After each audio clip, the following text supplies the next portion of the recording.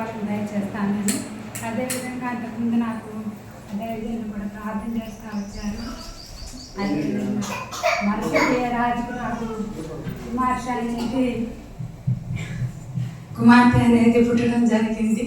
అందుని బట్టి దైవజనులకి నా వందనాలు తెలియజేసుకుంటున్నాను. నా కొరకు మీరు అంతా ప్రార్థిస్తూ వచ్చారు. మీ అందరూ కూడా నా వందనాలు తెలియజేసుకుంటూ వచ్చారు. ఈరోజు నా కుమార్తెకు 5 నెలలు ఫీవర్ వచ్చింది.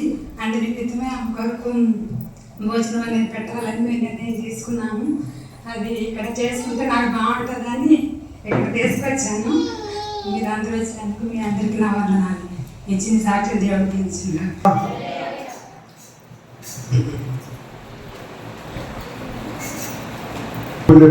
సాక్ష్యము దేవుడు చేసినటువంటి మేలు, దేవుడు చేసినటువంటి ఉపకారము, సేవకులు సంఘము చేసినటువంటి ప్రార్థనలు దేవుడు స్థిరపరిచి ప్రియాంక యొక్క జీవితంలో దేవుడు చేసినటువంటి గొప్ప మేలులను బట్టి దేవుడికి మహిమ కలుగును గాక. హల్లెలూయా, హల్లెలూయా. కాబట్టి ప్రత్యేకించి రత్నకిషోర్ గారిని అలాగే ప్రియాంక గారిని ఇరువురు కూడా దేవుడు ప్రేమించాడు. ప్రేమించినటువంటి దేవుడు గర్భఫలాన్ని ఇచ్చి చక్కటి పాపను కూడా వారికి దేవుడు అనుగ్రహించాడు. దేవుని స్తోత్రం చెల్లిద్దాం. హల్లెలూయా. అయితే పరిశుద్ధ గ్రంథంలో ఒక మాట చదువుకుందాం. 127వ కీర్తనలో 3వ వచనాన్ని చదువుకుందాం. కుమారుడు యెహోవా అనుగ్రహించే స్వాస్థ్యము, గర్భఫలము ఆయన ఇచ్చు బహుమానమే. చదివి గర్భఫలం అనేది దేవుడిచ్చే బహుమానం అయింది. పాప కళ్ళ ముందు కనబడుతూ చూస్తూ ఉన్నప్పుడు ఫలానా వాళ్ళ పాప అని మనం గుర్తించగలుగుతాం. ఆ పాప బయటకు వచ్చిన తర్వాత ఫలానా వాళ్ళ పాప అని మనం గుర్తించగలుగుతాం. కానీ దేవుడు గర్భంలో ఉండగానే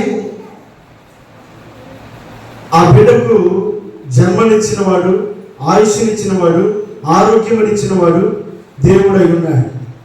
ఆ గర్భఫలం అనుగ్రహించిన వాడు దేవుడై ఉన్నాడు. మన కళ్ళ ముందు కనబడుతున్నప్పుడు ఫలానా వ్యక్తి బిడ్డలను మనం గుర్తించగలుగుతున్నప్పుడు, మనం ఎవరికి కనబడినప్పుడే మనం దేవుని బిడ్డలమై ఉన్నాం.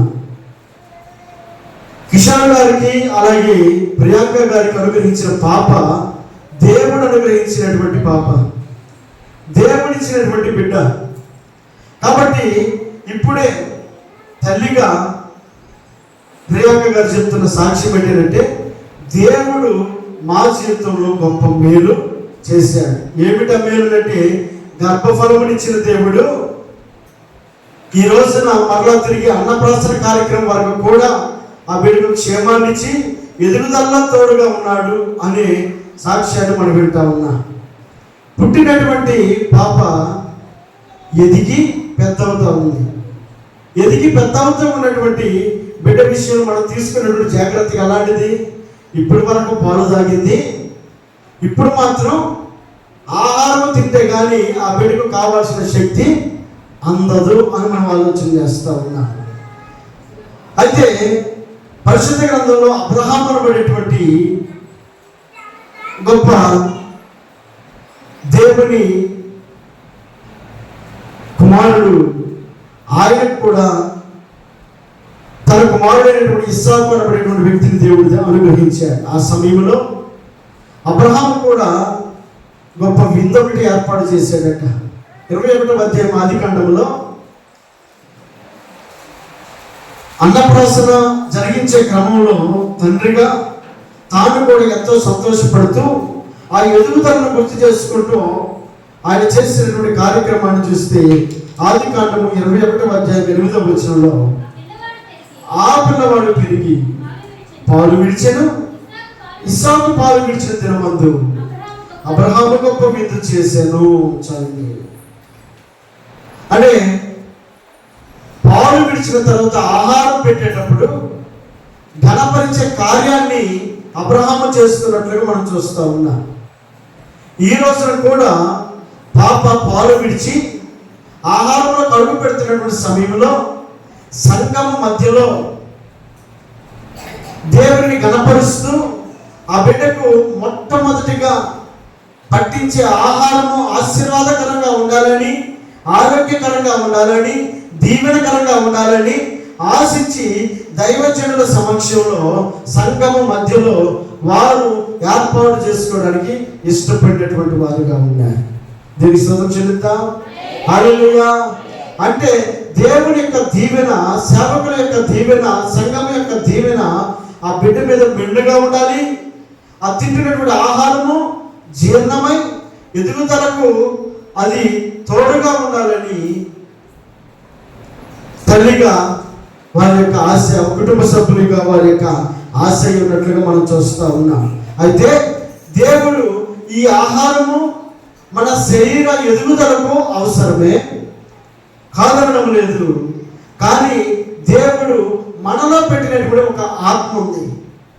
శరీరము మాత్రమే ప్రాధాన్యము అని కాదు, కానీ రెండూ ప్రాధాన్యమే. శరీరముతో పాటు ఆత్మ కూడా ప్రాధాన్యమే. కాబట్టి మనిషిలో ఉన్నటువంటి ఆత్మ ఎదుగుదలకు దేవుని వాక్యం సెలవిస్తూ ఉంది. మత్తయి రాసిన సువార్త 4వ అధ్యాయం 4వ వచనంలో, మత్తయి రాసిన సువార్త 4వ అధ్యాయం 4వ వచనంలో, అందుకు ఆయన మనుషుడు రొట్టె వలన మాత్రం కాదు కానీ దేవుని నాట నుంచి వచ్చు ప్రతి మాట వలన. అదండి, ఒకటి శారీరకమైనటువంటి ఆహారము మనకు అవసరమే. రెండవది అది మాత్రమే కాదు, దేవుని నాట నుంచి వచ్చు ప్రతి మాట కూడా మనకు జీవాన్ని కలుగు చేస్తుంది. అంటే వాక్యములకు కూడా ప్రియాంక వారి యొక్క పాపను పెంచే తల్లిగా ఉండాలని దేవుడు ఇష్టపడతా ఉన్నాడు. ఒకటి శారీరకమైన ఆహారం పెడుతూనే శారీరకమైన ఎదుగుదల కోరుకుంటున్నటువంటి తల్లిగా ఏ విధంగా అయితే ఇష్టపడుతూ ఉందో, ఆత్మీయంగా దేవుడు ఇష్టపడే విధంగా మనుషుడు రొట్టె వలన మాత్రమే కాదు కానీ దేవుని నోట నుంచి వచ్చే ప్రతి మాట వలనను జీవించను అన్నట్లుగా దేవుని వాక్యము కూడా బాల్యము నుండి బిడ్డలకు నేర్పుతూ ఆ వాక్యములో బిడ్డను ఎదిగింప చేయాలని దేవుడు కోరుకుంటా ఉన్నాడు. కాబట్టి యేసుక్రీస్తు ప్రభువు వారు పుట్టినటువంటి సమయమును మొదలుకొని ఆయన పెరిగినటువంటి విధానముల గురించి మనం ఒక చిన్న మాట జ్ఞాపకం చేసుకుందాం. ఆయన యొక్క ఆలోచనను మనం ఒకసారి గమనించగలిగినట్లయితే,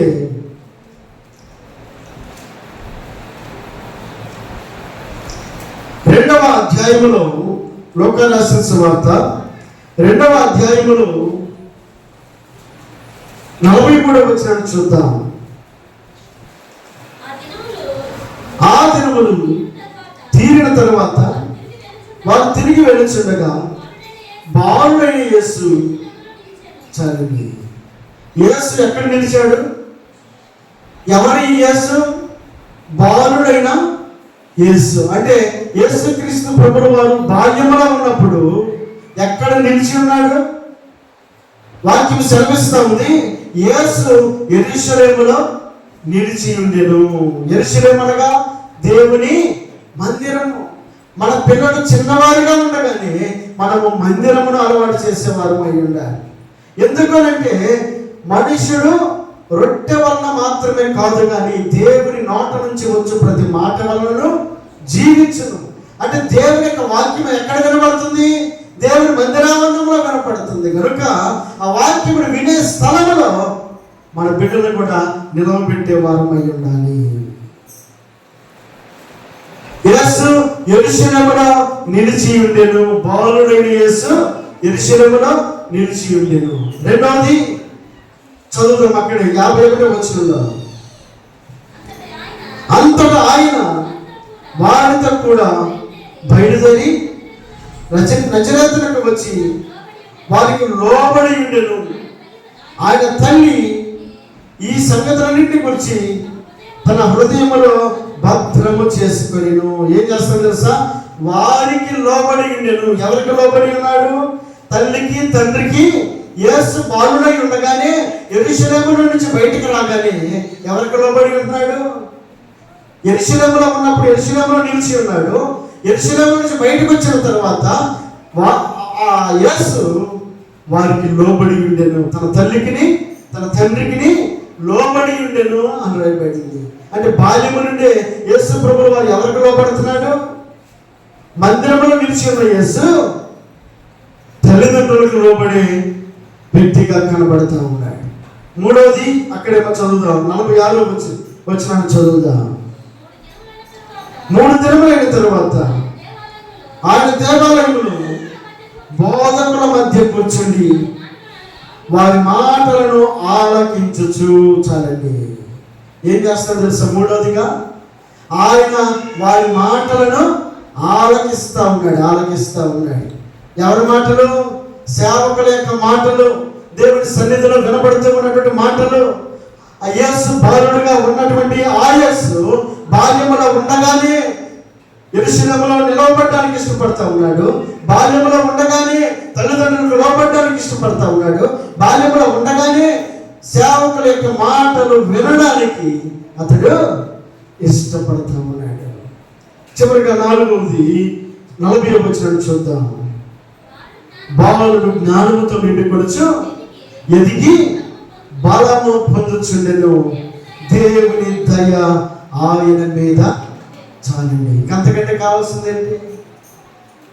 బాలుడు ఎదిగి బలము పొందాలి అంటే ఏమేం చేయాలి? యెరూషలేములో నిలబడి ఉండాలి, తల్లిదండ్రులకు లోబడి ఉండాలి, దేవుని యొక్క మాటలు వినే వ్యక్తి అయి ఉండాలి. అలా ఉండగలిగినప్పుడు వాక్యం సెలవిస్తా ఉంది, బాలుడు జ్ఞానముతో నిండుకొనుచు ఎదిగి బలము పొందుచుండెను, దేవుని దయ ఆ బిడ్డ మీద నిలిచి ఉందట. ఈ మధ్యాహ్న కాల సమయంలో మన ప్రియులు రావు రత్నకిషోర్ గారు అలాగే ప్రియాంక గారిని ప్రేమించి వారికి ఇచ్చినటువంటి పాప వారు ఎదిగింప చేయడానికి శారీరకమైన ఆహారమును ఈ రోజు నుండి ప్రారంభిస్తున్నటువంటి వీరు ఈ ఆహారమును ఆ బిడ్డకు పెడుతూ ఈ ఎదుగుదలకు వారు తోడ్పడుతూ, అంత మాత్రమే కాకుండా దేవుని యొక్క వాక్యములను కూడా ఆ బిడ్డను ఎదిగింపజేసి దేవుని యొక్క బలమును పొందుకుంటూ దేవుని యొక్క దయ ఆ బిడ్డ మీద నిలిచి ఉండినట్లుగా మనం చూసుకోగలిగితే దేవుడు తప్పక ఆయన దీవెన ఆ బిడ్డ మీద నిలిపించుతాడు. ఈ మాటలు దేవుడు దీవించి ఆశీర్వదించను గాక. సమయాన్ని దైవజనులకు అప్పగిస్తూ ఉన్నాయి.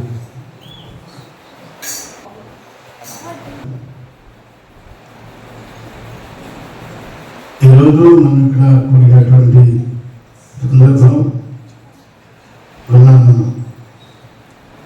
రావుల రత్నకిషోరు ప్రియంగా తన దీవించి ఆశీర్వదించి భరించినటువంటి పాప 6వ మాసంలో దేవుడు కాపాడి ఇచ్చిన క్షేమ స్థితిని బట్టి ఇంతవరకు పాలు తాగుతూ ఉంది.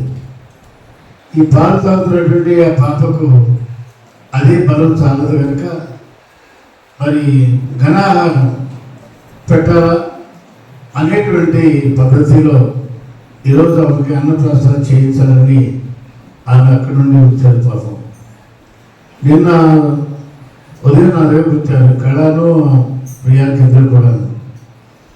నేను అక్కడ నా బెడ్ దగ్గర కూర్చున్నాను. లోపల అందరూ చేయి చెప్పింది పైన నేను వచ్చిన ఉద్దేశం మా పాపకు అన్నప్రాసన కార్యక్రమం జరిగించాలా అని వచ్చాను. నేను రెండవది అది ఇక్కడే జరిగించాలా.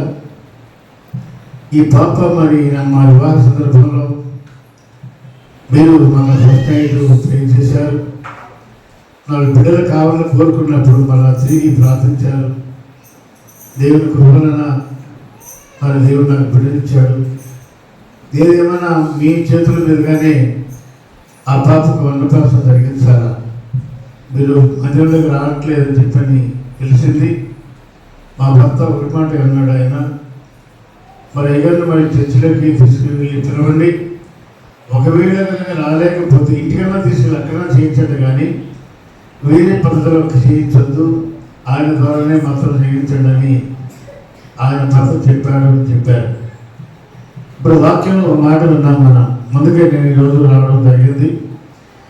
ఆ వాక్యంలో ఒక మాట విన్నాం మనం. అబ్రహాము తన కుమారుడు ఇస్సాకు పాలు విడిచిన తర్వాత ఆయన పెద్ద విందు చేయించను రాబడి ఉంది. ఈరోజు కూడా ప్రియాంక లాంటి ఆలోచన కలిగి ఉన్నారు. ఒక విందు చేయించి అందరికీ భోజనాలు పెట్టాలనేటువంటి ఆలోచన ఆమె కూడా ఉంది. గత నాకు చెప్పారు. కానీ తన భర్తకు ఎలక్ట్రిసిటీ వేశారు. ఆ రావడానికి వీలు కావడం లేదు. ఈ ఎన్నికలు అయ్యేంతలో కూడా ఆయన బయటికి రాకూడదు. ఈ సెలవులు అనుకున్నారు, సెలవులు కదా, అందరూ కలిసి హ్యాపీగా బంధువులు కూడా పిలుచుకొని చేసుకుందాం అనుకున్నారు. కానీ అది ఎంత మాత్రం వీలు కాదు తన భర్త రాని కారణంగా. అందుచేత మళ్ళా తిరిగి బర్త్డేకి ఏర్పాటు చేసుకుందామనే ఆలోచనలో మనసు మార్చుకొని తిరిగి సంఘంతో కూడా కలిసి మరి అందరికి పలహారం ఇచ్చి అందరి సమక్షంలో ఈ కార్యక్రమం జరిగించుకోవాలా అని వారికి రావడం జరిగింది. నేను సూత్రం చెప్తాం. హల్లెలూయా. ప్రభుత్వ ప్రియులారా, దేవుని దీవెన ఆశీర్వాదము మన బిడ్డల పైన ఉండగలిగినప్పుడు వారు భవిష్యత్తులో వృద్ధి చెందుతారు. దేవునికి దూరంగా, దేవుని ఎరగకుండా మనమేదో మనం చేస్తున్నా పోతున్నాం వస్తున్నాం అన్నట్టుగా మన పిల్లలు పట్టించుకోకుండా వాళ్ళు ఎక్కడున్నారో ఏం చేస్తున్నారో వింటున్నారో వినడం లేదు, దీవులుగా వాడబడటం లేదు అని గమనించకుండా మనం వెళ్ళిన అంతకాలము మన పిల్లలు దేవుని దూరంగానే ఉంటారు. దేవుని ఎంత మాత్రం దగ్గర కాదు. దేవుని దగ్గర కావడానికి తల్లిగా తండ్రిగా నీవు నేను చూపించే చొరవ ఏదైతే ఉందో అది చేయకుండా, అది జరగకుండా కార్య సాధకం కాదు. గమనించండి. నాకు మరి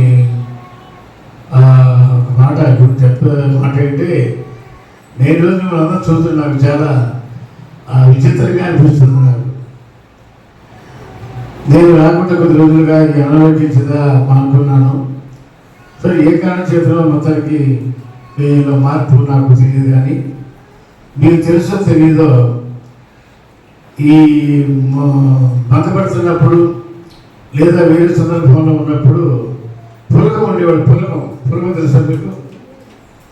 తెలుసా? పులకం అంటే బియ్యము పెసలు రెండు కలిపి వండుతారు. అది చల్లగా ఉంటుంది, నల్లగా ఉంటుంది. అలా ఉన్నారు. ప్రార్థన చూస్తుంటే నాకు అలాగే ఉంది. మరి ఎందుకంటే మార్పు వచ్చిందో మీరు ఎందుకు మళ్ళా ఆలోచన మార్చుకొని మీరు మామూలుగా ఉండడానికి మామూలు బట్టలు కట్టుకోవడం ఇష్టపడ్డారు నాకైతే తెలియదు. కానీ దేవుని మాటకు లోబడండి, విధేయత చూపించండి. దేవుడికి మనం తప్పక దీవిస్తాడు. దేవుడికి అవిధేయంగా మనం ఉన్నంతకాలం దేవుడు దూరంగానే ఉంటాడు. వారు ఎవరైనా కానీ మీరు ఎవరైనా కానీ దైవసేవకుని ఆజ్ఞకు మాటకు లోబడి విధేయత చూపించగలిగినప్పుడు ఆ దీవెన వేరుగా ఉంటుంది. మనం ఎదుర్కొంటూనే ఉన్న సమస్యలు అర్థం కావు మనకి. అది ఏదో అనుకుంటాం కానీ నేను తప్పు చేస్తున్నాను, ఈ పొరపాటు చేస్తున్నాను, నేను చేయడం వల్ల నాకు ఇబ్బంది నా కుటుంబంలో అంటే మనకు అర్థం చేసుకోలేదు.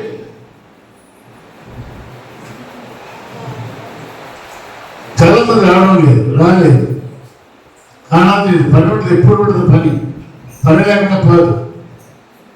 బైబిల్ చెప్పారు, భాషగా చెప్పారు, దేవుడి ఒక్క దినం గడుపుట 1000 దినాల కంటే శ్రేష్టము అని.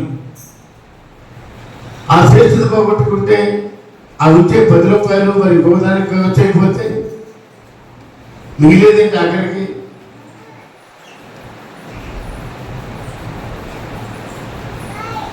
కాబట్టి దేవుని యొక్క మాటకు విధేయత చూపించండి, దేవుని క్రమాన్ని పాటించండి, సమయానికి దేవుని మందిరానికి రండి. దేవునికి ఆశీర్వాదాలు పొందడానికి యోగ్యులు అవుతారు. నమ్మకం ప్రకటన ఇక్కడ మన మధ్యలో ఉన్నటువంటి ప్రవళిక ఆ తాత దేవుని మందిరం పరిచయం చేస్తూ ఉంది. ఆమె వివాహం ఖాయమైంది. రేపు మరి 26వ తారీఖు అనగా శుక్రవారము ఈ జరుగుమలిలో వివాహం జరగబోతా ఉంది.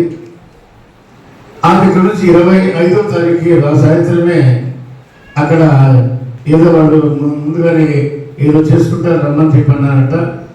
ఆమె వెళ్ళవలసి ఉంది. బుధవారం ఇక్కడ ప్రధానం కూడా ఉంది. ఆ రోజు కాబట్టి ఆ వివాహం దీవెనకరంగా జరగాలని ఆ బిడ్డ భవిష్యత్తులో దేవుడు దీవించాలని మరి వ్యక్తిగత ప్రార్థన జ్ఞాపకం చేసుకోనండి. అలాగే ఇంకో ప్రకటన మన ప్రియులు కొమ్ము కోటే గారు వారి మధ్యకాలంలో ప్రభు సన్నిధికి దూరమై దేవుడు పిలిపారు దేవుడిని చేరారు. వారిని జ్ఞాపకం చేసుకుంటూ రేపు వచ్చే ఆదివారం దేవుని మందిరంలోనే మరి వారి జ్ఞాపకార్థ గుడిక ఉంటుందని చెప్పని ఇప్పుడే కోటేశ్వరి చెప్పడం జరిగింది. కాబట్టి ఆ విషయమై ప్రార్థన చేయండి. అదే జరిగే గుడికి దీవెనకరంగా జరగడానికి దేవుని యొక్క సహాయాన్ని మనం కోరుకుందాం. దేవుని సోదరు చెప్పండి. అలాగే మన ప్రియులు సిద్ధవరపు శాంసన్ గారు, అలాగే వారి సతీమణి సుబ్బులు, వారి ప్రియులైనటువంటి ఆఖరి కుమార్తె ప్రియాంక, ఆమె యొక్క కాలంలో నిర్ణయ కాలంలో దేవుడు రాముడు రత్నకిషోర్ గారితో వివాహం జరిగింది. ఆ తర్వాత దేవుడు వారిని దీవించి ఫలింప చేసి పాపనిచ్చాడు. ఆ పాపకి ఈరోజు 6వ మాసం ఈ అన్నప్రాసన కార్యక్రమాన్ని జరిగించుకోవడానికి ఇక్కడికి వారు రావడం జరిగింది. ఈ సందర్భంలో వారు ముందుకు వస్తే ఈ మరి అన్నప్రాసన కార్యక్రమాన్ని మనం చేద్దాం. అందుకు కలుగుతుంది. ఒకసారి ప్రార్థన చేసుకుందాము. మహోన్నతుడా, జీవము కలిగిన మా యేసయ్య ఘనుడ, మీ శ్రేష్టమైన నామానికి మహిమ చెల్లిస్తున్నాను. మీ అత్యంత ప్రేమలో మమ్మల్ని జ్ఞాపకం చేసుకొని ఆశీర్వదించి ఈ పగటివేళ జరిగిన ఆరాధన మీరు తోడుండి మీరు చేసిన మీ యొక్క అద్భుత కార్యక్రమాలు వందనాలయ్యా. ఆరాధన మీ దాచుని నిలబెట్టి మీరు నాతో పాటు చాలా స్పష్టంగా 145వ కీర్తన మొదటి వచ్చేల నుంచి చాలా వివరంగా 3 విషయాలు మాతో మాట్లాడుతూ వచ్చారు. దేవా, మేము ఏమై ఉన్నామో, ఎలాంటి వారమో, మీరు ఏమై ఉన్నారో, ఎలాగ ఆశీర్వదించేవారో ఈ సత్యాన్ని ప్రభా మరి నేను మీరు స్పష్టంగా మీరు మాతో నిజంగా మాట్లాడడానికి చూపిన ప్రేమ పొందాలయ్యా. దీవించి ఆశీర్వదించండి. సంఘాన్ని బలపరచండి. సంఘానికి క్షేమాన్నివ్వండి. ప్రతి ఒక్కరు వెలుగులు నింపండి. మీకు జీవించే భాగ్యాన్ని వారికి ఇవ్వండి. ప్రతి కుటుంబంలో మీ ఆశలు దీవులు నింపుతూ మీ ప్రేమలో మనం తెలుతూ మీకు ప్రియులుగా జీవించే భాగ్యాన్ని కాచి కాపాడమని ప్రార్థిస్తూ ఉన్నాను. మీ కార్యక్రమం దయ ప్రేమ వారి పట్ల చూపండి అయ్యా. ప్రతి కుటుంబాన్ని వెలిగించండి. ఎవరిదైనా రాజాకు అనకూడదో వారిని క్షమించండి. విభిన్న మీ సాంప్రదాయ చేసిన పదమర్పణలు ప్రతి కానుకలను ఆశీర్వదిస్తూ వారి ప్రతి కొనసా తీరుస్తూ మీ సేవ పరిచర్య వృద్ధి చెందడానికి సహాయం చేయండి. ప్రత్యేకమైన ఈ సందర్భంలో మా ప్రియులైన సిద్ధవరపు శాంసన్ గారు మీ ప్రియకుమార సుబ్బులను ప్రేమించినటువంటి అయ్యా మరి అక్కడ కనిష్ట కుమార్తె ప్రియాంక, తర్వాత రామకేశ్వరుడు ప్రేమించినటువంటి పాపకు అయ్యా అన్నప్రాసన కార్యక్రమం జరిగిస్తుండగా మీ సన్నిధి తోడొచ్చి ఈ కార్యక్రమం దీవెనకరంగా ఆశీర్వాదంగా మహిమకరంగా జరుగుతూ ఆ పాపను మీ కొరకు పెంచి జ్ఞాన వివేకములను తల్లికి తండ్రికి దయచేస్తూ వర్ధం చేసి కాచి కాపాడి ఘనత పొందమని అడిగి ప్రార్థించి పొంది ఉన్నాము మా ప్రియ పరలోకపు తండ్రి.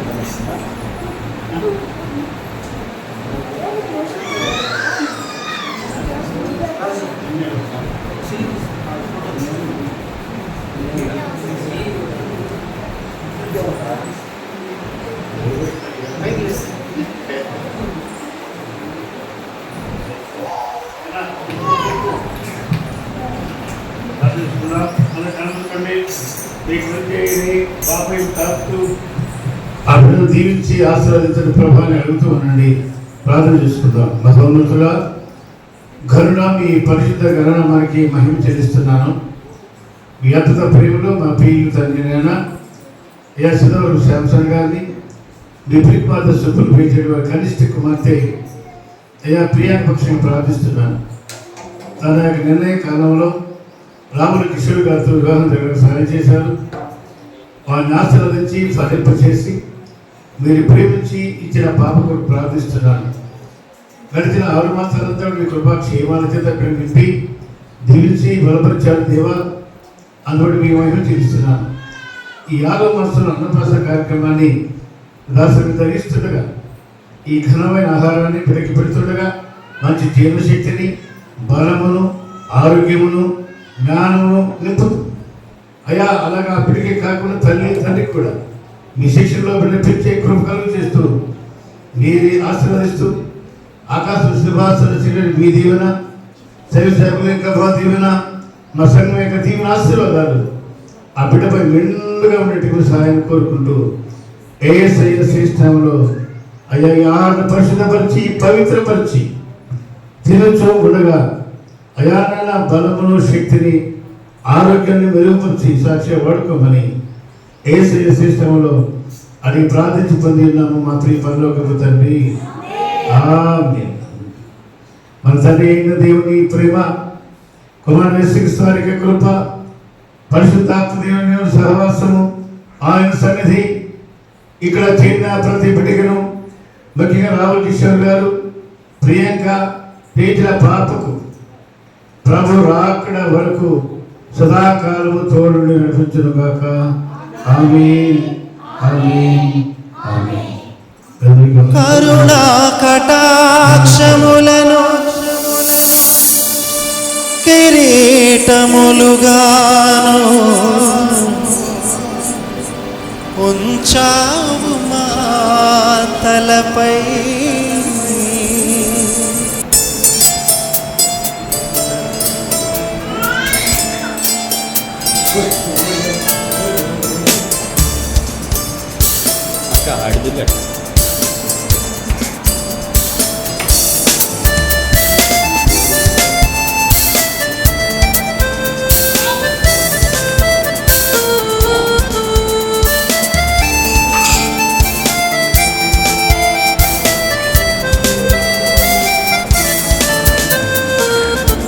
స్తుతించి పాడెదం స్తుతుల స్తోత్రార్హుడా, ఉత్సాహించి పాడెదం ఉదయ సాయంత్రము.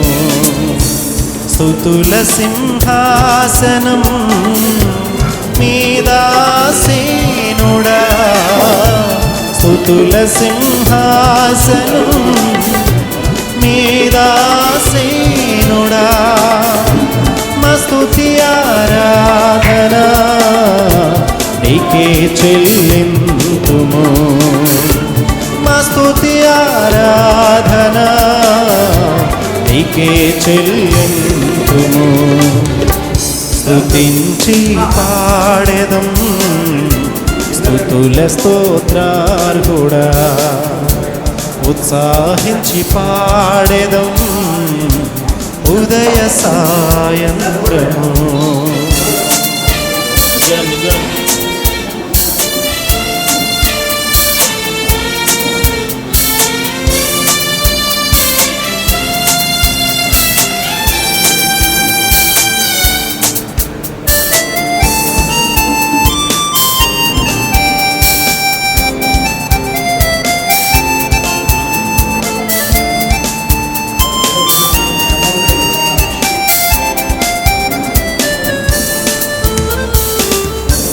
గతకాలమంత నీవు మము కాచి కాపాడావు, వెతలన్నీ తీర్చావు.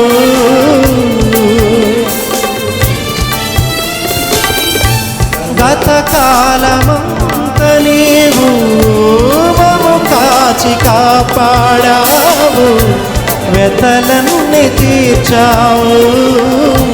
గతిలేని మాపై నీవు మితిలేని ప్రేమ చూపి, గతిలేని మాపై నీవు మితిలేని ప్రేమ చూపి, శత సంఖ్యగా మమ్ము దీవించావు. స్తుతించి పాడెదం స్తుతుల స్తోత్రార్హుడా, ఉత్సాహించి పాడెదం ఉదయ సాయంత్రము.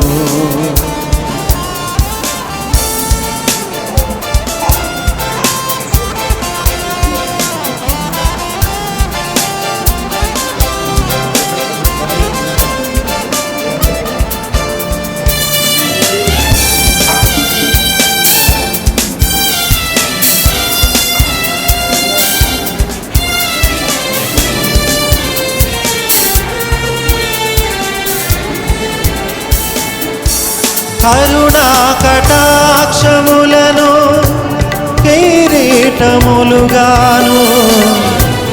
ఉంచావు మా తలపై.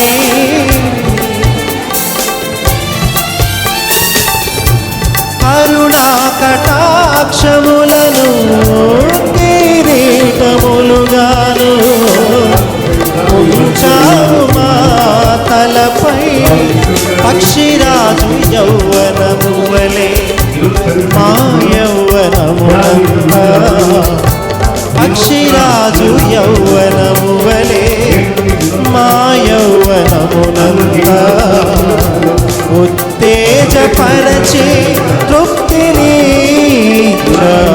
స్తుతించి పాడెదం స్తుతుల స్తోత్రార్హుడా. ఉత్సాహించి పాడెదం ఉదయ సాయంత్రము. స్తుతుల సింహాసనం మీదాసీనుడా, స్తుతుల సింహాసనం మీదాసీనుడా. మా స్తుతి ఆరాధన నీకే చెల్లింతుము. మా స్తుతి ఆరాధన నీకే చెల్లింతుము.